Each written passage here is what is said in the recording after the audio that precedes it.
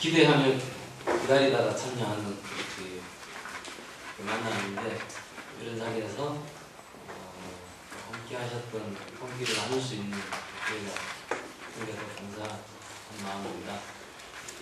나눠드린 그런 공동체에 대해서 강의한 글인데요. 저희 공동체를 소개하는 글인데 그냥 읽어보시라고 다 했습니다. 다 읽지는 않을 거고요. 몇 차례 다른 주제로 이렇게 얘기할 기회가 있어서 얘기를 부분 얘기한 게 있기 때문에 앞부분에 일반적인 얘기 이런 것들은 그냥 생략하겠습니다. 우리가 앞에 시간 많이 가졌기 때문에 생략하겠습니다.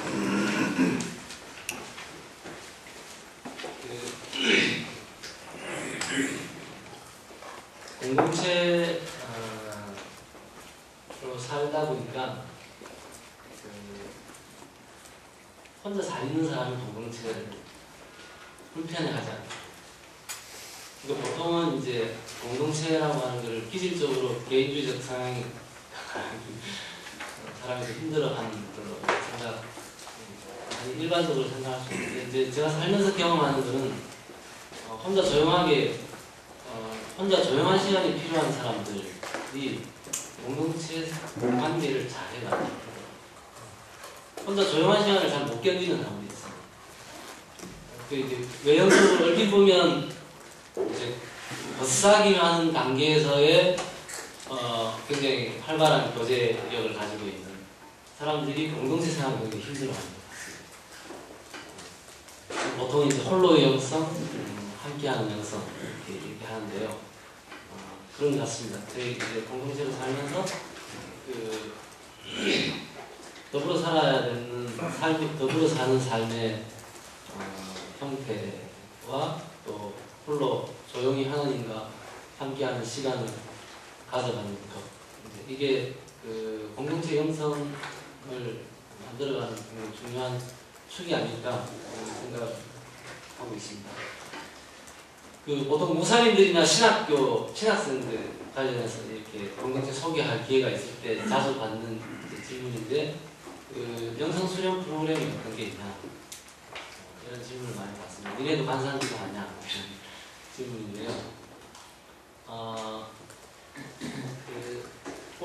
그런 다양한 형태들, 이제 영성 수련의 형태들이 많이 있죠. 많이 있습니다. 다른 종교의 전통들 속에서도 있고, 또 기독교 전통 속에서도 굉장히 다양한 것들이 있는데, 이제 공동체 전체적으로 다양하게들 합니다. 다양하게들 하는데, 그게 반상기도인지 뭔지에 대한 개념적 관심은 거의 없습니다. 그래서 저희 니네 반상기도 하냐 이렇게 물어보면 반상기도가 뭐냐 이렇게 대부분 얘기를 할 것 같아요. 근데 반상기도에서 하고 있는 그런 기도의 형태들을 이제 한다는 거죠. 근데 이제 저희가 이제 말씀드리고 싶은 거는 이제 영성 수련이라고 하는 게 프로그램으로 이제 되는 것이 아니다라는 생각을 하고 있습니다. 한 일주일 동안 자기를 완전히 비우는 수련 프로그램을 하고 2주일 동안 하고 또 심지어는 이제 한 1년 정도 들어가서 이제 하기도 하고 하는데 그런 경우들이 많이 있죠. 근데 이제 거기서의 나와 거기서의 자기와 일상적인 삶의 자기 현실 속에서의 나의 거리 때문에 오히려 힘들어하는 경우를 훨씬 많이 봅니다. 그래서 영성수련은 영성수련의 가장 중요한 것은 더불어 사는 것이라는 생각을 하고 있습니다. 그러니까 이제 부부 관계에서는 자기의 모습을 이렇게 연출하기가 제한적이지 않습니다. 그러니까 수련 프로그램이라 하더라도 그게 연출이 되고 있으면 자아가 굉장히 깊게 숨어 있을 수 있는 것 아닌가, 그런 걸 많이 봤습니다. 그래서 이런저런 프로그램들이나 공부들을 부지런히 하긴 하지만 공동체 영성 수련의 중심은 프로그램이나 학습에 두는 것보다는 더불어 사는 것, 같이 사는 것, 마을에서 같이 사는 것, 마을버스에서 서로 출근하다가 만나면서 목회적인 눈빛의 교감들이 발생할 수 있는 것. 이런 저녁에 밥상에서 마을 밥상에서 같이 저녁 식사하면서 인사를 주고받는 관계 속에서 서로의 영성 수련을 점검하는 이런 틀이 필요한데 그거는 일주일에 한 번 만나는 만남으로는 이제 가능하지 않을까 라는 생각을 저희는 이제 저는 하고 있습니다.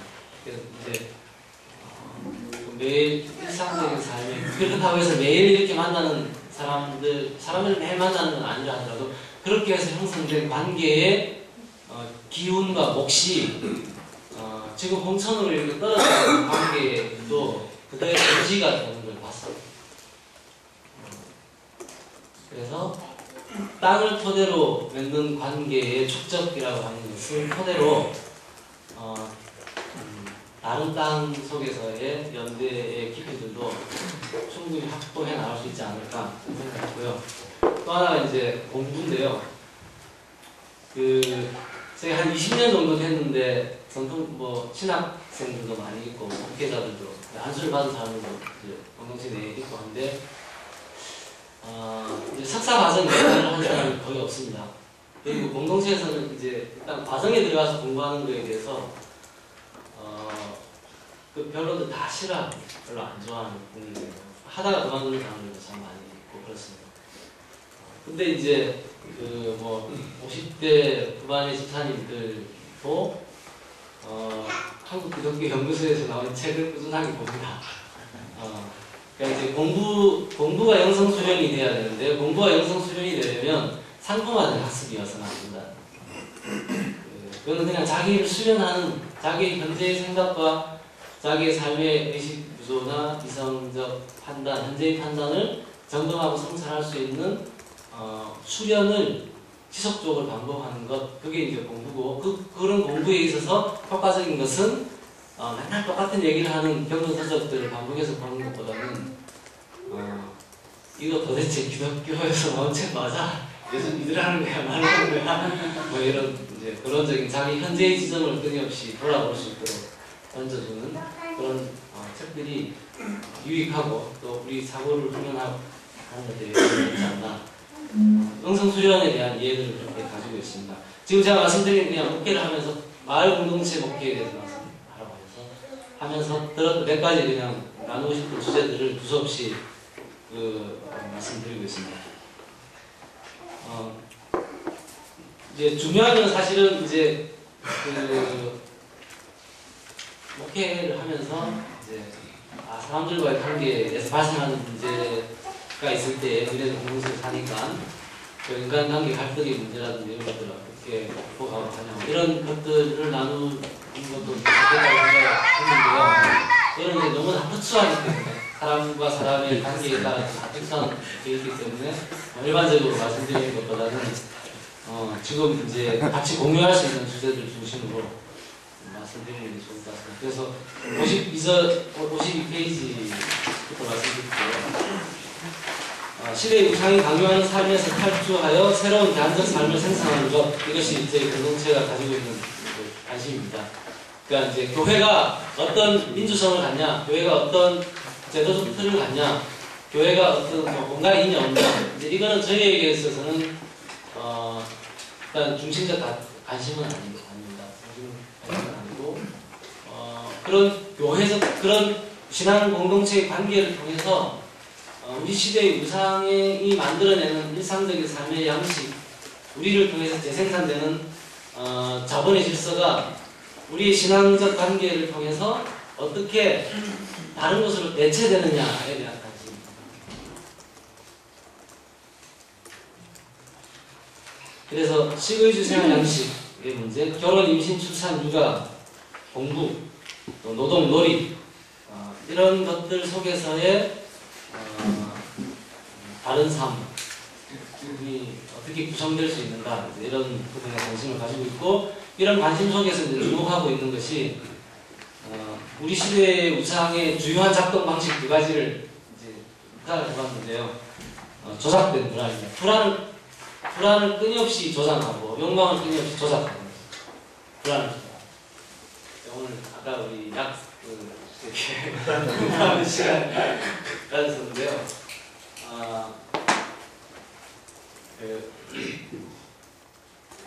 저는 개인적으로 그 약을 안 드시는 게 더 좋겠다 싶은 생각을 가지고 있습니다. 이제 굉장히 불안하게 만드는 거죠. 태어나면서부터 임신하면서부터 불안하게 만드는 거예요. 임신한 10개월을 지배하는 정서는 불안이거든요. 조장하는 거죠. 아이 뭐 이상하니까 양수검사 해봐야 된다. 이렇게 하면 다 한다는 거죠. 아까 우리 김경호 목사님 나가서 해봤는데 위험하다 그러면 안 살 수 있냐. 비슷한 문제 가지고 아마 농담처럼 같이 나눴었는데요. 끊임없이 불안하게 만드는 것. 이 끊임없이 불안하게 만드는 것과 욕망을 끊임없이 조작하는 것. 이 두 가지가 맞물려서 자본이 무한정식하고 있는 건 아닌가 생각하고 있습니다. 그래서 이제 우리가 교회를 통해서 대안적 삶의 전략을 만들어 갈 때는 이 두 가지 문제와 관련해서 이제 대안이 필요한데 이제 욕망을 부정한 것으로 보게 되면 이게 이제 하나의 흐름이 있죠. 욕망에 대한 이해를 부정의 입장에서, 결핍의 입장에서 보느냐, 욕망의 문제를 그 창조적 생성의 힘, 에너지로 보느냐. 저는 부자의 관점에 서 있습니다. 욕망을 억제하는 것이 아니라 그러니까 아파트에 살고 싶은 욕망을 억제하는 게 아니라 어떻게 인간이 아파트에서 사냐라는 욕망을 만들어내야 됩니다. 그러니까 다른 욕망이 만들어요. 어떻게 그렇게 넓은 집에서 어떻게 사냐? 이런 욕망을 만들어내. 필요한데 그걸 어떻게 가능하냐? 그렇게 사는 사람들이 자꾸만 같이 모여가지고 새로운 관계를 만들어요. 그러니까 새로운 관심과 새로운 관계의 장속에 자꾸만 있고 그 안에서 만들어지는 새로운 욕망을 볼 때에 어떤 설교보다도 강력한 힘이 있는 거죠. 공동체 친구들이 결혼을 하는데 대부분 이제 저희는 결혼 과정을 굉장히 중요하게 생각하기 때문에 부모님들과 그 결혼 과정에서 마찰이 굉장히 많습니다. 부모님이 사주는 아파트에서 살지 않겠다. 자기가 버는 것으로 그냥 방 얻어가지고 살겠다. 이제 이런 거 가지고 부모님들하고 맞춰야 돼요. 결혼식 때 아무런 출처에 근거와 속보가 없는 그 하얀 이상한 옷을 입지 않겠다. 이런 것들을 가지고 굉장히 많이 충돌을 합니다. 근데 이상하게 부모님들이 왜 그렇게 집착을 하실까? 근데 얘기를 하다 보면 부모님이 결국은 이제 마지막까지 부모님의 논리가 이렇게 설득이 안 되는 지점이 뭐냐면 나는 이해하겠는데 니네 고모가 보면 니네 할아버지가 보면 이렇게 되거든요. 그러니까 이게 실체가 없어요. 싸움의 대상이 없는 거예요. 끊임없이 물러가는 겁니다. 어머니는 아버지 얘기를 하는데 어머니가 설득되면 아버지 얘기하고 아버지가 설득되면 아버지는 큰아버지 얘기하고 큰아버지가 설득되면 또 오는 하객들 얘기되고 끊임없이 마치 대타자가 끊임없이 도망가듯이 이끌어서 가듯이 그래서 그냥 현재 우리 시대의 우상들이 만들어내는 삶의 양식, 강제하는 삶의 양식의 관계망을 그대로 둔 채 이렇게 다른 삶을 살자 라고 얘기하면 굉장히 무기력할 수 있겠다. 그럼 어떻게 하냐? 다른 욕망을 생성할 수 있는 다른 관계가 상존해요. 신앙 공동체의 가장 중요한 역사적 현존의 의미는 뭐냐? 다른 욕망을 창출하고 관계의 틀이 아닐까 생각합니다. 예수님도 예수님 하나님 나라를 개선하려면 하면서 이제 그게 이런저런 비판의 여지가 있을 수 있겠지만 어쨌든 성서를 통해서 우리에게 전달되고 있는 두 가지 전략이 있는데 하나가 성령을 받는 거고 하나가 교회 공동체였습니다. 이런 현재 그런 교회 형태가 아니라 성령의 사건으로 새롭게 된 관계를 얘기하는 것이죠. 이게 사실 같은 얘기죠. 성령을 받으라라는 약속과 교회를 약속하시는 것은 사실 같은 사태입니다. 성령을 통해서 새로워진 관계, 이게 예수운동의 가장 전략의 출발점이라고 하는 것이죠.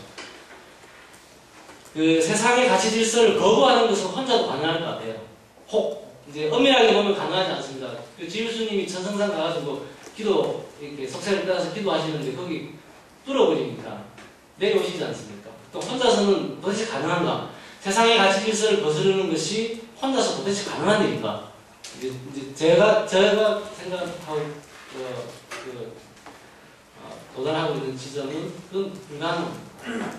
혼자 가능하다라고 잠깐 착각할 수는 있지만 그건 아니더라는 겁니다.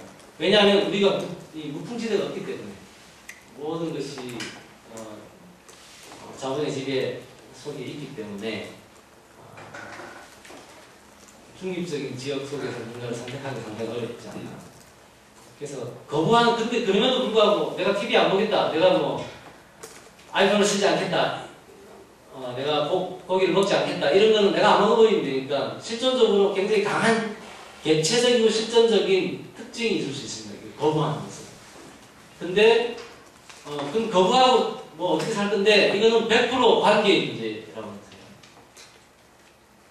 그 많은 개혁적 담론들이 있음에도 불구하고 대안적 양상이 나타나지 않는 이유는 이 지점에서의 이렇게 두 번째 단계를 너무 쉽게 생각하기 때문이 아닐까 생각합니다. 거부는 분명하게 됐는데 그 거부 이후에 새로운 삶을 만들어낼 수 있는 가장 기본적인 출발점인 다른 욕망을 구성할 수 있는 관계.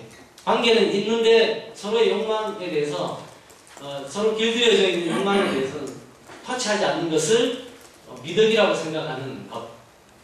사실은 이제 목회를 하면서도 결혼을 하는데 누가 아파트 사주시는데 어떻게 할까요? 부모님이 차를 사주는데 어떻게 하고 이런 걸 가지고 목회 대화를 이제 그런 프라이버시라고 저는 많이 생각을 해요. 저는 프라이버시 아니라고 생각해요. 자본 우리 시대의 위상이 가장 효과적으로 작동하는 영역이 그 영역인데 어떻게 그 프라이버시로 이렇게 차단될 수 있는 것인가 질문이 있습니다.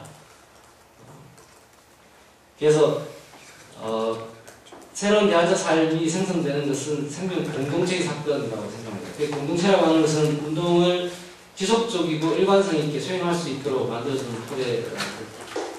그래서 시대의 우상에 맞서 새로운 삶을 피해가는 것은 구체적인 일상적인 지점에서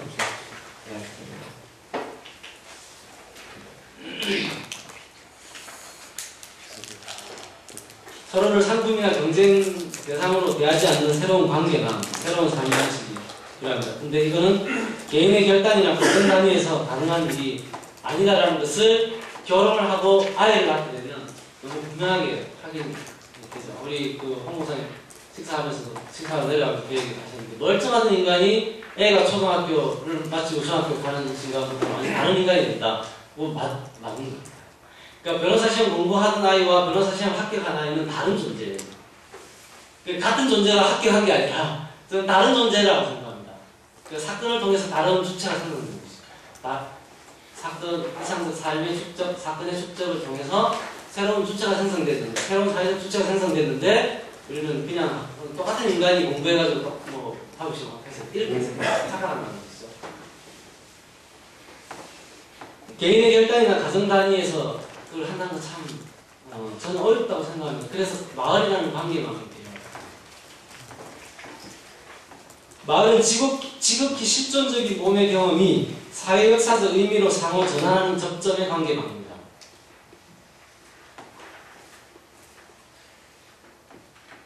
인간의 생물학적 존재가 사회적 주체로 확인되는 지점을 가족이라는 관계 속에서 보는데, 이 가족이라는 관계망을 이 사회 역사적인 지점으로 전환되는 지점은 결국 마을이라고 합니다.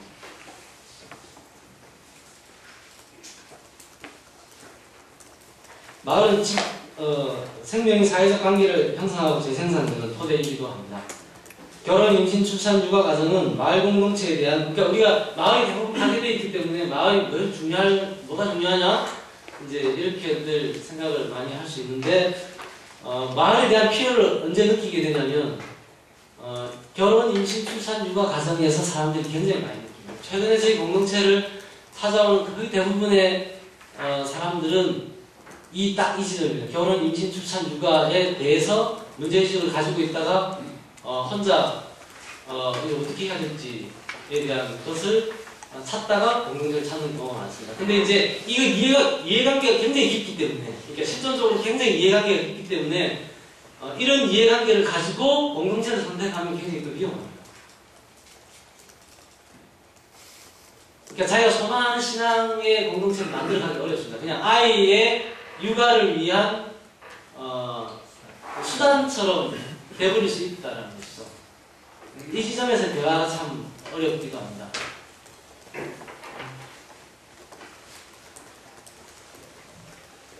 그럼에도 불구하고 이 임신, 출산, 육아 과정이라고 하는 것은 마을 공동체의 필요를, 잃어버린 마을 공동체에 대한 필요를 다시 복원시켜주는 결정적인 시기라고 생각합니다. 그렇지 않으면 마을에 대한 필요를 느낄 게 뭐가 있을까 싶어요. 근데 이거는 이제 남성들 같은 경우, 이게 비육아 주체들, 육아를 하지 않는 사람들에게 있어서는 덜 느껴지는 것 같아요.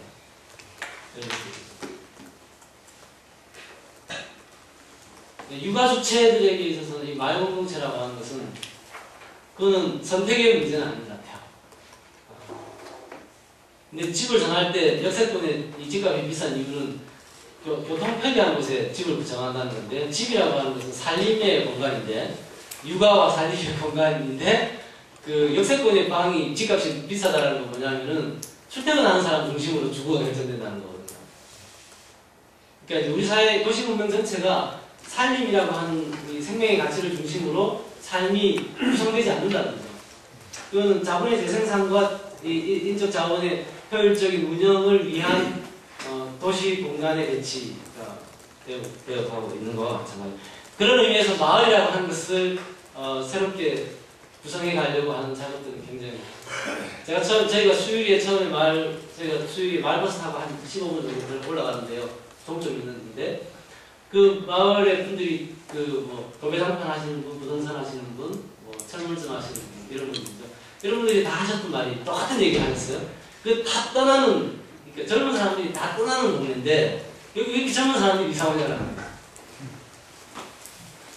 그게 저희 마을에서 중학교 이상 아이들이 3명 이상 다니는 다 저희 공동체 친구들이라고 생각하시면 그만큼 없어요. 이렇게 아주 아기 때, 아이 키울 때 산속에 있다가, 이제 아시겠지만 산동네는 집이 좀 어려워지면 올라가고요. 좀 집이 피면 다시 내려오거든요. 이렇게. 대부분 좀 올라갔다가 이제 아이들은 초등으로 들어가고 그렇게 하면 다 내려오고 중등 이상부터는 다른 동네 보내가지고 이렇게 하기 때문에 이미 도시이지만 강북 지역의 서울 강북이지만 도심 지역 내에서의 청년과 어린 생명들은 마을에서 점점 없사는 거기. 근데 사실은 그 아이들을 살리기에 가장 좋은, 생명이 재생산되기에 가장 좋은 공간이 어디냐? 그럼 오히려 거기. 근데 이게 이제 개인이 나 그런 곳에 살고 싶다 해서 가면 출근하기도 불편하고 여러 가지 어려워. 저희가 마을 찻집이 있는데 마을 찻집이 마을 안에 있거든요. 완전 주택가 안에 있습니다. 그러니까 딱 망하기 좋은 위치에 있거든요. 근데 마을 공동체가 있으면 망하지 않습니다. 아마 제 생각에는 강북구에 있는 이제 지하철역 부근에 있는 그걸 빼고 강북구 지역에 있는 찻집들 중에 가장 단골이 많은 곳이 마을 밥상이 있는데요. 저희 옆집 아저씨께서 그 밥상하면 누가 가냐? 장사도 안 될 텐데 이렇게 얘기했어요. 제가 그랬어요. 아마 그 고목 상권에서 단골 손님이 가장 많은 식당이 어딜까요? 망하지 않습니다. 그러니까 개체가 식당을 창업을 한다라고 했을 때의 생각과 마을 공동체를 토대로 한 상태에서 새로운 직업이 창출된다고 했을 때는 일단 고민의 지점이 완전히 달라집니다. 일단 망할 이유가 없습니다. 망하는 게 불가능합니다. 그러니까 이제 이게 살아남을 것인가 말 것인가, 인테리어를 할 때 창업하는 사람들이 이렇게 초기 인테리어 비용을 너무 많이 쓰기 때문에 손익분기점을 넘어선다는 게 굉장히 어렵거든요. 어렵습니다. 인테리어를 그냥 마을 사람들이 같이 공사를 하고 같이 먹고 찻집을 열면서 밥상을 열면서 가장 주안점을 두는 게 뭐냐면 애기 엄마들이 애기 데리고 찻집 와가지고 마음껏 눈치 보지 않고 차 마실 수 있는 곳, 이렇게 설정하게 되는 거죠. 이렇게 다른 개념의 공동체가 함께 살아가기 위해서 차를 마시려면, 영화를 보려면 양로로 가는 게 아니라 마을에서 할 수 있는. 그러면 점점 사람들이 몰려오고 이렇게 이사가 옵니다. 그러니까 이제 저희가 전략적으로 놓친 부분은, 전략적으로 알았다 하더라도 그때 대책이 없었는데요. 이제 사람들이 이제는 많이 옵니다. 그러니까 학교 때문에도 이사 오고, 밥상 때문에도 이사를 오시고, 저희 공동체 들어오지 않더라도 이런 사람들이 생기니까 전세값이 계속 올라가요. 그러니까 저희 친구들이 이제 방을 구하기가 어려워져요. 이 딜레마가 있습니다. 딜레마가 있지만 그래도 집을 사는 것보다는 기회 비용이 훨씬 적습니다. 어떤 분은 뒤에 사놔라. 서울에서 이렇게 공동체 마을 하려면 사놔야 된다. 그거 사는 것보다는 그래도 전세값 올라가는 게 차라리 견디기 쉬울 것 같습니다. 서울에서는. 그만큼 마을이라는 것이 문제를 풀어가는 걸 이렇게 대책 없는 문제들을 자연스럽게 해소해낼 수 있는 굉장히 중요한 일이라고 생각합니다. 자본과 생체 권력에 가장 효과적으로 길들여지는 시기가 결혼, 임신, 출산, 육아 과정. 결혼, 임신, 출산, 육아 과정이 자본과 생체 권력. 푸코는 우리 시대, 새로운 시대의 권력의 형태는 생체 권력. 생체 권력에는 뭐야? 몸을 직접적으로 통제하는 권력 형태라는 거예요. 그게 이제 의료 권력과 관련합니다. 국가 자본, 국가 권력과 정면으로 충돌해서 자기 이익 집단이 정면으로 충돌하고 끝까지 가서 이긴 한국 사회 유일한 집단이 의료 집단이죠. 의료 파업에서 이겼죠. 의료인이. 법관이 파업한다. 눈 하나 깜빡하지 않을 수 있으나 차라리 좋다 이렇게 생각할 수 있어요. 근데 의사들이 파업할 때 무서운 사태가 돼서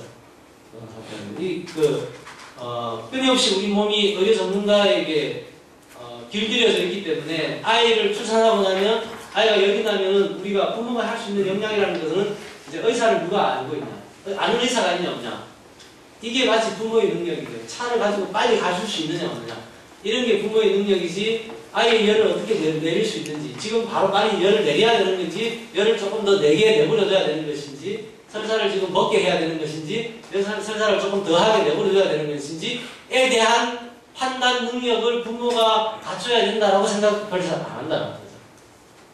그렇게 되면 계속 이 의료 자본, 의료 권력에 계속 종속된 삶을 살아갈 수밖에 없습니다. 그래서 이 과정에 직면하게 될 때 마을에 대한 필요를 우리가 복원하게 되고 뿐만 아니라 이렇게 되게 될 때는 결국은 식의주 생활 양식의 문제, 먹는 문제죠. 왜냐하면 요즘 아이 출산하면 거의 대부분 아토피 소인을 가지고 있거든요. 그러니까 우리 아이가 아토피가 없더라 이게 중요한 게 아니라 다 소인이 있기 때문에. 왜냐하면 우리 부모들이 대부분 햄버거 먹고 이렇게 콜라 먹고 살았었기 때문에 소인을 다 가지고 있습니다. 문명의 병이기 때문에 그런 것이죠. 가장 일상적인 식의주 생활 양식이 한 시대 문명의 뿌리가 있습니다. 가끔씩 이제 단식이나 생체식 수련을 하는데 이제 연대 모임 하려고 이렇게 가다 보면 이제 도시락을 싸들고 다니는데 이제 뭐 하루 종일 이렇게 연대 활동을 할 때가 있거든요. 그러면은 점심은 도시락 싸는데 저녁까지 갑자기 해결해야 되는 상황이 와요. 그러면 어딘가 식당에 들어가서 밥을 먹어야 되는데 거기가 들어가지 않은 곳을 찾을 수가 없어요. 순두부찌개를 시키든 된장찌개를 시키든 막 확인해야 됩니다. 안 그러면 이게 어려워요. 심지어는 뭐 수련회를 가도 우리 기독교 사회포럼 1회, 2회 기독교 사회포럼 끝나고 나서 평가회의 하는데 여성신학 목회하시는 분들이 문제 제기를 하셨어요. 아니 무슨 식단이 선택할 수 없게 만드냐? 그게 다 고기 중심의 식단이 하겠습니다. 그러니까 이제 근데 그러니까 이거는 이제 그래서 고기를 걱정할 얘기를 하는 게 아니라 우리 시대 문명이 먹거리라고 하는 걸 중심으로 촘촘하게 짜여져 있다는 겁니다. 한 시대 문명의 뿌리가 식의주 생활 양식에 있고 이 식의주 생활 양식을 통해서 우리 시대의 우상 우리를 일상적으로 길들이고 지배해오고 있습니다. 그러니까 FDA 전선이 광화문 전선 1뿐만 아니라 집회 끝나고 나서 김밥집 가서 김밥 사 먹는 그 김밥에 있다는 거죠. 그러니까 이게 일상적인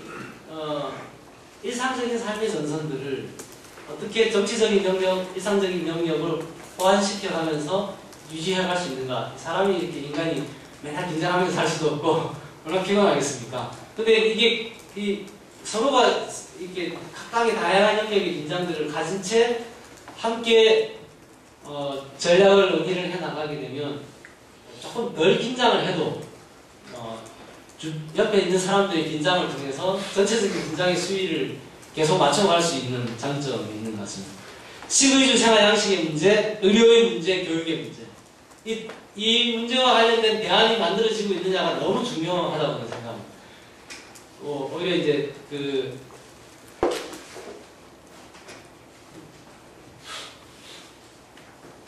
우리가 이제 대부분 그 가지고 있는 이제 사회적 의식이나 신학적 의식, 이제 문제 의식과 상관없이 우리가 그 아이를 키우는 방식 또는 우리가 목회하고 있는 교회에서 결혼 문화가 만들어져 가는 방식,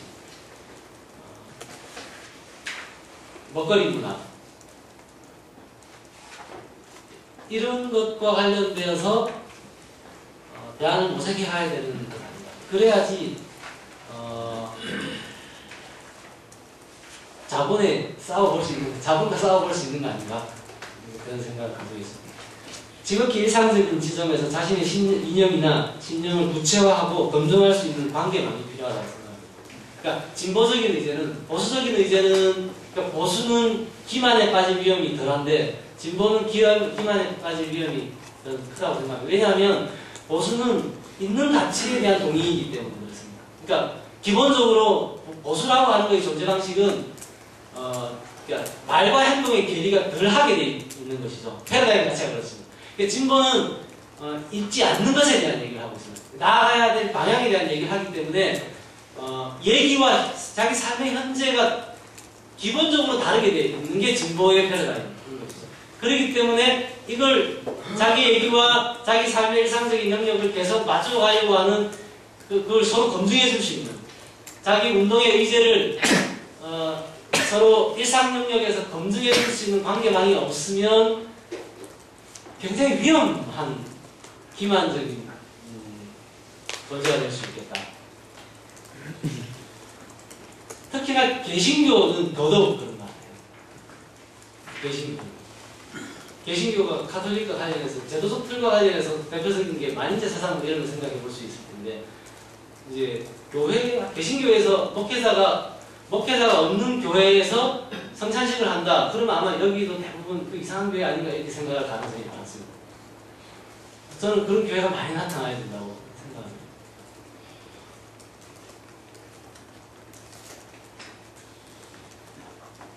실패와 좌절을 끊임없이 경험할 수밖에 없는데 그것을 아주 일상적인 영역에서 이렇게 재충전할 수 있도록 해줄 수 있는 관계망인 것이죠.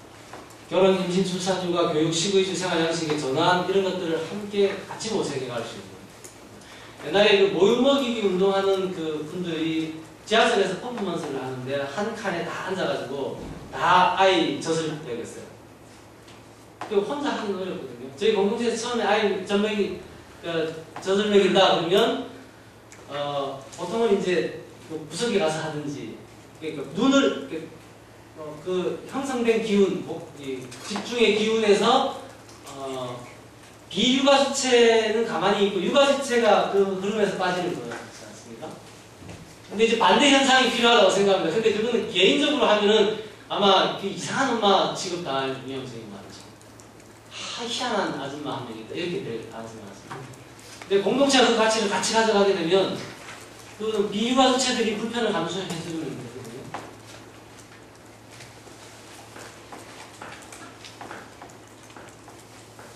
지금 우리의 식의주 생활 양식은 병을 양산하는 체제입니다. 이게 죽음의 순환입니다. 병 주고 약 주고 그 약이 다시 또 다른 병을 줍니다. 저는 그 전문가가 아니라 잘 모르지만요. 아까 그 약 드시면 그 얘기한 건 나을 텐데 다른 데 병이 들 겁니다.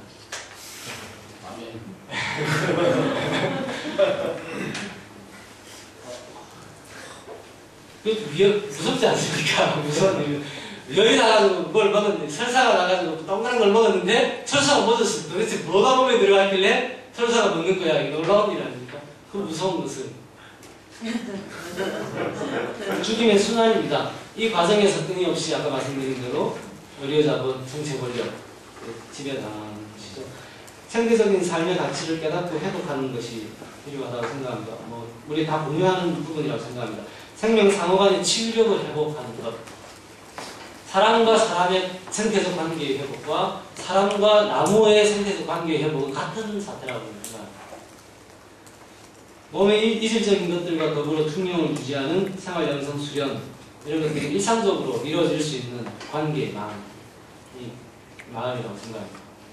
그리고 교육의 자생력입니다. 교육시장을 지배하는 자본에 장악되지 않는 새로운 교육과 교육의 틀이 필요하다고 생각합니다. 교육은 청년 지도를 청년을 교육하는, 청년들과 함께 공부를 하는 것과 자녀들, 공동체의 가치를 재생산, 다음 세대와 재생산하는 이런 교육들이 함께 이루어져 가야 되지 않나 생각합니다. 지금 말씀드렸던 이런 문제의식들을 가지고 아름다운 마을 공동체 하고 있습니다. 그 55페이지 이후부터는 간단하게 말씀드리겠습니다. 공동체 현황인데요. 서울 강북 수유리와 강원도 홍천 서석이라고 하는 곳에 살고 있습니다. 점심 저녁 밥상, 마을 밥상, 공동 밥상을 밥을 같이 먹습니다. 퇴근한 사람들이 이제 저녁에 와서 식사를 하죠. 이런 거죠. 직장인들 중에 자기 영성 수련의 과제를 일주일에 한 번은 꼭 야근하지 않고 와서 밥상에서 식사한다. 이런 것들이 자기 수련의 과제, 기도 제목이에요. 내가 이걸 잘할 수 있도록 지켜달라. 이게 이제 일상적인 영성 수련입니다. 관계망이 되는 것이죠. 육아, 교육 등 생활의 구체적인 삶을 공유합니다. 공동체 방이 있는데요. 미혼 청년들, 비혼 청년들이 같이 사는 방입니다. 한 7개 정도 방이 있는데 4~5명이 모여서 삽니다. 의무적으로 사는 건 아닌데 거의 대부분의 청년들이 요 생활을 통해서 결혼을 하게 됩니다. 그래서 부부싸움을 하고 나면 친정으로 가고 뭐 이렇게 자기 옛날 친구 가는 게 아니라 공동체 방을 찾아요. 공동체 방 몇 번 오면 이게 지금 갑자기 밤에 마시러 온 건지 싸워가지고 허성해서 온 건지 동생들이 알고 이제 거기에 맞게 뭐 사주고 먹고 이렇게 하죠. 그러니까 마을 단위 안에서 가족의 위기를 빨리빨리 치유할 수 있는 관계망이 만들어가는 세속적 생활 양식, 가족 이기주의 등을 극복할 수 있는 굉장히 중요한 토대가 되고 있습니다. 저희는 마을을 아이 데리고 밥 마시러 갈 수 있는 거리를 마을이라고 생각합니다.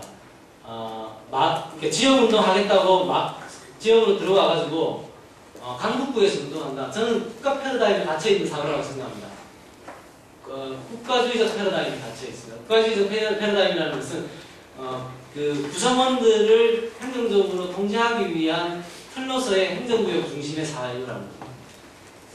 그 환경운동을 하다가 새만금에서 환경운동을 하다가 내 지역이 아닌데 결국 내 지역과 관련해서 내가 무심하구나 이걸 깨닫고 내 지역으로 가겠다라고 해가지고 강북으로 온 친구가 있었는데 강북구에서 환경운동을 막 하려고 해서 자기 지역으로 왔다. 또 덕성여대를 나왔어요. 대학도 그래서 그렇게 하려고 했는데 이제 공동체를 만나면서 그 문제의식을 고려를 하는 거죠. 이게 그거는 강북구를 생각한다는 거 뭐냐면 그냥 국가적 패러다임이 축소된 것뿐이라는 겁니다. 미아동, 삼양동은 제가 가볼 일이 없어요. 근데 강북구를 묶여있거든요. 그러니까 이런 사고라는 거죠. 그러니까 마을 공동체, 지역운동의 1차적인 필요에 대한 이해 속에서의 새로운 전환을 생각하게 될 때는 저희가 밤에 아이 데리고 마시할 수 있는 거리를 마을로 생각한 것은 이제 뭐 장애인이라든지 이런 어린아이라든지 이제 이런 건 우리가 주로 관심을 많이 갖는 기준이 되는데 육아 수치에 대한 것은 사회적으로 굉장히 쉽게 소외가 되는 경향이 많이 있습니다. 그래서 밤에 아이 데리고 마시러 할 수 있는 거리이면 거의 굉장히 좁은 거리가 됩니다. 그럼 이제 그 공간은 뭐냐면은 출퇴근하는 사람이 어떻게든지 사람을 만나게 되어 있습니다. 출퇴근하는 과정에서 마을버스 타고 전철 타고 왔다 갔다 하는 과정에서 어떻게든지 사람들을 만나게 되어 있습니다. 그러니까 이 만남의 장을 통해서 마을 공동체라고 하는 걸 복원하고 이 복원의 가치를 가지고 점점 확산시켜 나가고 다른 지역에서 시작되는 것들과 연대해 나가는 이제 이런 걸 생각하는 것이죠. 마을 수도원이 있습니다. 수도적 역성은 피정이라고 하는 것, 그러니까 현장을 떠나는 것이 굉장히 의미가 있지만 그래서 피정, 예수원을 간다 그러면 예수원 가는 동안에 사실은 정화가 돼요, 영원히. 가서는 2박 3일 간다 그러면 가다가 하루, 오다가 하루. 머물러 있는 건 다르죠. 근데 가면서 정화가 된다는 거죠. 그러니까 피정이 주는 의미가 있지만 영성의 중심은 생활 영성이 아니에요. 그러니까 자기 삶의 일상적인 삶의 현장에서의 영성. 보살들의 헌신에 빌붙은 스님들의 수행은 허상이다. 제가 이렇게 안식년 때 그 경주에 있는 그 절에 잠깐 머물렀었는데 거기서 그 글을 봤어요. 아주 중요한 지적이었죠. 일상생활에 토대하지 않는 영성은 굉장히 프로그램이 세련됐다 하더라도 굉장히 허망한 일이라고. 기초공동체입니다. 이제 7, 8명 정도의 기초공동체로 구성이 되어 있습니다. 기초공동체 여기는 저희는 예배를 기초공동체별로 예배를 드립니다. 주일 예배를 이제 7, 8명 정도가 따로따로 다 예배를 드립니다. 다 같이 모여서 드리는 예배를 저희가 연합 예배라고 하는데요. 연합 예배는 한 달에 한 번 연합 예배를 드립니다. 그건 주로 한신대나 다성여대 강당 빌려가지고 강실 빌려서 이렇게 예배를 드립니다. 이제 기초 공동체 목회를 이제 제가 목회위원이라고 그러는데요. 목회자들은 평신도들 또 안수받은 사람들이 다 섞여 있습니다. 그래서 어떤 경우는 안수받은 목사가 기초공동체 구성원으로 있고 안수받지 않은 사람이 그 기초공동체의 목회자로 있는 경우도 있습니다.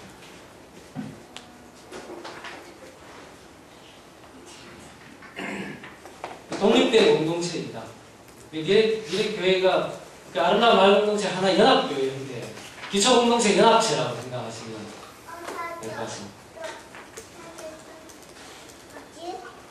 기초생활 공동체는 이제 마을에 살고 있는 사람들 가운데 재산을 다 같이 공유하는 사람들을 이제 저희가 기초생활 공동체다 이렇게 얘기합니다. 그 사람들은 동산 부동산과 공유하고 이제 수입을 한 통장에 이렇게 모아가지고 공유를 합니다. 기초 생계비를 똑같이 나누고 이제 교육비, 의료비, 교통비 쓰는 것마다 달라지는 것이죠. 그거는 이제 쓰는 대로 필요한 대로 사용합니다. 결제를 받고 이런 과정은 없고 이제 본인이 쓰면 그걸 그대로 이제 지출이 되는 이런 구조입니다. 예배 공동체인데요. 저희가 이제 마을 교회라고 하는 기초 공동체가 서너 개 모여 있는 걸 저희가 마을 교회라고 그러고 기념 마을 교회, 꿈꾸는 마을 교회, 홍천에 있는 생명평화 마을 교회 이렇게 세 교회가 함께 있습니다. 이런 형태의 교회 소공동체 형태는 이제 우리 주제와도 맞물려가지고 굉장히 중요합니다. 아까 밥 먹으러 갔는데 니네 그 홍천 가기 이쪽에 분가냐 이러시는데 저 홍 그렇게 볼 수도 있을 것 같습니다. 사회 관련해서는 아름다운 마을 교육 공동체인데요. 서울에는 어린이집, 공동교가 어린이집하고 마을 초등학교가 있습니다. 초등 3학년 과정까지는 서울에서 하고 초등 4학년 과정부터 중학교 과정까지는 홍천에서 합니다. 그리고 이제 대안학교를 하는데 탈공교육 대안학교를 하는 게 아니라 마을 공동체를 토대로 공교육과 대안교육이 소통하는 교육을 하고 있습니다. 그래서 공교육 교사들과 대안학교 교사들이 교과를 같이 잡고 그 잡은 내용을 가지고 공교육 교사는 공교육 현장에서 대안학교 교사는 대안학교 현장에서 그 주말 교사학교를 통해가지고 공교육 교사들이 대안학교 교사로 참여하게 되고 그 학생들 마을에 있는 공교육 학교 아이들이 저희가 하는 주말 교사학교에 참여하면서 대안학교 아이들과 같이 소통하는 그런 구조입니다. 그 소통의 토대를 마을 공동체로 설정을 하고 있는 것이죠. 생명평화연대입니다. 우리 시대 하나님 나라의 주제는 생명평화다라고 생각해서요. 만들었던 NGO 단체입니다. 생명평화연대라는 단체인데요. 아까 고기계 목사님 말씀하셨던 거하고 비슷한 문제의식이었는데 FTA 반대를 광화문에서 할 게 아니라 우리 사는 동네에서 하자. 생명평화라는 의제를 자기 살고 있는 삶의 현장에서 풀어가자. 이런 이제 문제의식을 가지고 만든 NGO입니다. 기독청년 아카데미는 기독청년들 교육하고 있는 프로그램이고요. 공동체 지도를 훈련, 공동체망 이런 프로그램들을 진행하고 있습니다. 공동체 생활 양성 수련원이 주로 이제 마을 서원, 마을 수도원 이런 틀을 통해 가지고 양성 수련하고 합니다. 주로 이제 먹거리와 관련된 것 그리고 이제 농생활과 관련된 농사와 관련된 이제 생활 양성 수련 이런 것들을 하고 있습니다. 지금 강원도 홍천에는 그 농생활연구소와 농생활선험연대라고 하는 털이 있어서요. 토종동자. 그러니까 우리가 배추를 심으면 배추가 전국의 토종종자들의 배수가 이렇게 마다 있습니다. 그러면은 그게 이제 우리 땅에서 잘 자라는 배추는 어떤 배추인가를 이제 같이 연구하고 또 그걸 이제 종자 보급하는 교류하는 분들과 같이 나누고 이런 작업을 하는 것입니다. 뭐 생태건축 흑석이라는 팀이 또 이제 같이 내려가서 공청에서 지내고 있습니다. 도시에서 공동체 운동을 하면서 발견한 것은 이제 아까 좀 말씀드렸던 그런 부분인데요. 마지막 지금 현재 도달하고 있는 지점은 결국은 그 농도 상생 마을 공동체, 농촌과 도시가 상생하는 삶의 양식을 어떻게 만들어야 할 것인가. 그 쓴 글들은 여러분 대부분 다 가지고 있는 생각들이기 때문에 생략하겠습니다. 농생활이라고 하는 것은 농촌과 농민의 삶만을 진행하는 것이 아니라 생명을 살리고 그 생명에 의해 다시 살림을 받는 생명의 순환에 순응하는 생활, 이걸 농생활이라고 생각하고요. 도시에서도 농생활을 해야 된다고 생각합니다. 삶의 총체적 전환이 필요한데 이 전환의 과정은 이 지점에서는 개인이 굉장히 무기력하다는 말이 발견하게 됩니다. 공동체가 함께 깨달은 삶으로 전환해가는 게 굉장히 중요한 토대가 되고 있습니다. 그래서 저희가 기농을 하면서는 공동체 기촌이라고 하는 이제 개념을 가지고 했습니다. 농사로 전환할 사람들은 농사 교육을 받고 왔고요. 그 건축할 친구들은 한옥학교 같은 데 가서 학성학교 이런 데 가서 그 흑직학교 이런 데 가서 이제 하고 자기 직업을 그냥 그대로 가지고 농촌으로 갈 사람들도 필요하다고 생각했습니다. 필요하죠. 왜냐하면 농촌은 농사만 짓는 곳이 아니라 전인적 삶이 가능한 공간. 이었고 이어야 된다는 생각이 듭니다. 그래서 우선 1차적으로는 직업을 바로 전환할 수 있는 사람들도 교육공무원들, 직장 한살림 활동가였던 사람들, 그 다음에 지역 NGO 활동했던 사람들, 이런 사람들이 선발대가 되어가지고 내려갔습니다. 그리고 이제 거기에 중요한 게 건달, 그죠? 그러니까 아무 특별한 일 없이 마을 일을 하고 어영부영 지낼 수 있는 사람, 이런 게 굉장히 중요한 겁니다. 그러니까 이게 이제 도시의 효율적인 인간관계 속에서는 굉장히 낭비적인 이지만 농생활이라는 삶의 조건들 속에서는 사실은 공동체를 살리는 결정적인 기능을 그런 사람들이 하는 걸 봤습니다. 그래서 공동체 기초를 했습니다. 이제 이게 줄 수 있는 위험은 그 원주민들과의 이제 부담될 수 있죠. 이 인간들이, 젊은 인간들이. 그래서 굉장히 이제 지혜롭게 주의해서 해야 되고, 엄밀하게 생각하게 되면 한 명이 가도 거만하게 굴면 원주민들한테 거만하게 보일 수 있고 배척당할 수 있고, 집단으로 가도 잘하면 좋아하실 수 있겠다라는 생각을 가지고 있고요. 어쨌든 뭐 좋은 분들을 만나가지고 굉장히 환대를 받으면서 그 마을에서 자리를 잡아가고 있습니다. 서울은 주로 청년운동, 또 도시 직장인 현장에서의 하나님 나라 운동에 대한 고민을 하고 있고, 강원도 공천은 이제 농생활, 대안적 생활 양식, 주거 양식, 도시에서는 주거 양식을 집중적으로 고민하지 못했는데 농촌에서 주거 양식과 관련된 것까지 포함을 해서 대안적 삶의 양식을 어떻게 만들어갈 수 있는가.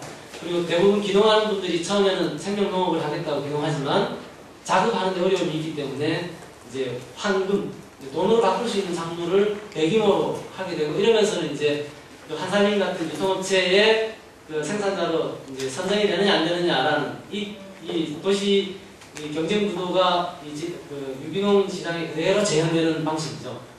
그것 때문에 굉장히 어려움을 많이 겪습니다. 그래서 이제 감정이 농목 같은 데서 프롬이 활동하지 않습니까? 이런 연대가 필요합니다. 그러니까 도농 간의 연대가 도시 소비자의 취향에 기초한 연대가 돼서는 안 되고, 그러니까 부모 자식 간의 연대가 되면 된다. 그 말은 무슨 말이냐면 올해 이번 달 농사가 이게 많이 됐으면 그냥 그거 먹으면 된다는 거예요. 올해 감자 되게 먹고 싶은데 올해 감자 농사가 안 됐으면 감자 안 먹으면 되는 거죠. 이제 이런 방식의 노동인데요. 제가 이제 생산자들과 만날 기회가 많이 있는데요. 생산자들은 뭐 어떤지 모르겠는데요. 굉장히 의미 있는 진보적인 단체들과 도시와 연대되어 있는 그 생산자들이라 하더라도 굉장히 도시 소비자에 대한 그 갑을 관계에 속에 다 있습니다. 제가 안 그런 생산자를 거의 못 봤어요. 안 그런 생산은 어떤 사람들이냐면요. 그냥 꾸러미 하는 사람들, 이런 사람들은 굉장히 많은데. 그래서 친환 공동체는 이런 전환을 집단적으로 이루어갈 수 있고 그 전환과 관련된 큰 틀에 동의가 되고 인적, 문적 자원들을 가지고 있기 때문에 굉장히 효과적으로 해낼 수 있는 토대가 아닐까 생각합니다. 서울의 공동체와 홍천의 공동체는 인적, 문적으로 긴밀하게 일상적으로 교류합니다. 서울 수유 마을에서 나오는 밥상 부산물과 오줌을 제가 가져갑니다. 일주일에 한 번씩 이렇게 모아가지고 홍천으로 가져가면 홍천의 생태 뒷판에서 나오는 그런 인분 퇴비랑 이렇게 모아가지고 같이 이제 그릇을 만들어서 농사를 하죠. 그 이제 뭐 저희는 비닐 멀칭 같은 것도 하지 않거든요. 그러니까 완전히 그 석유 투입되지 않는 농사를 하는데 이걸 개인이 기농을 해서 그런 농사를 한다. 이건 굉장히 어려운 일입니다. 그 요구하기도 어려운 일이라고 생각합니다. 근데 집단이 하니까 되더라고요. 왜냐하면 그 사람이 생존에 대한 두려움이 없어요. 지금 기농에 있는 사람들이 생존에 대한 두려움이 없습니다. 여기 공동체에서 다 서로 다 책임질 거다라는 방식이 있고 실제로 그런 관계 방송이 있기 때문에 그럴 수 있는 것 같습니다. 아까 말씀드렸던 자본이 우리를 효과적으로 지배하는 방식은 두 가지라고 했습니다. 불안을 조장하고 욕망을 조작하는 것. 이 두 가지 문제와 관련해서 대안을 만들어가는 것, 이게 굉장히 중요하다고 생각하고 있습니다. 나도 다 해봤는데 다 부질없는 이상이야. 생각은 좋은데 현실에 맞지 않아. 이 정도는 돼. 이런 생각은 그 자체가 불신앙이고 체념적 삶의 표현일 뿐이라고 생각합니다. 하나님 나라 운동의 창진성을 위협하는 위험한 속삭임. 먼저 산 자들의 경험이 하나님 나라 도상에 있는 것이라면 그것이 실패든 성공이든 모두 다음 세대의 새로운 도전을 추동하는 지혜로 작용해야 될 것입니다. 그렇기 때문에 뭐 실패가 성공이나 이런 거 없습니다. 제가 수유에서 하니까 니네가 운동한 목사님이 하셨던 새벽의 집이랑 어떤 관계가 있냐 이렇게 질문하시는 분들이 계세요. 간혹 계세요. 그러면서 이제 우려를 말씀해주세요. 새벽에 실패했는데 니네 쉽지 않을 텐데 이런 얘기를 많이 하세요. 그래서 저는 제 고백은 그렇습니다. 그 새벽의 집이 부활한 게 아름다운 마을공동체라고 생각합니다. 그 예술운동은 이런 방식으로 개선돼 갔죠. 한 개체가 가시적 영속성을 가지고 개성됐다라고 하는 패러다임, 그건 플라톤이라고 하는 사람에 의해서 형성된 패러다임입니다. 그러니까 예술운동의 개성 방식은 한 가시적 개체의 영속성을 통한 개성이라기보다는 그 운동의 사건과 의미가 재생산되는 관계의 생멸을 통한 개성이라고 생각하고 있습니다. 이런 삶이 주는 편안함도 있습니다. 하다가 안 되면 끝까지 하면 되지. 이런 생각도 있고요. 또 한편으로는 곳곳에서 뭔가를 새롭게 시작하려고 하는 사람들이 많이 있는데 어떻게 우리가 함께 연대하고 도울 수 있을 것인가. 왜냐하면 새로 뭔가를 시작하면서 시작하는 사람들을 지배하고 있는 게 뭐냐면요. 걱정과 불안. 한국 사회 전체를 지배하고 있는 영이 불안에 있는 거예요. 체념의 영이 있는 거예요. 이런 걸 극복해야 될 수 있는 건 개인이 굉장히 나약하고 연약하기 때문에 서로 연약한 자들의 연대를 통해서 조금 더 버틸 수 있는 힘으로 작동할 수 있지 않을까 생각하고 있습니다. 네, 마치겠습니다. 감사합니다.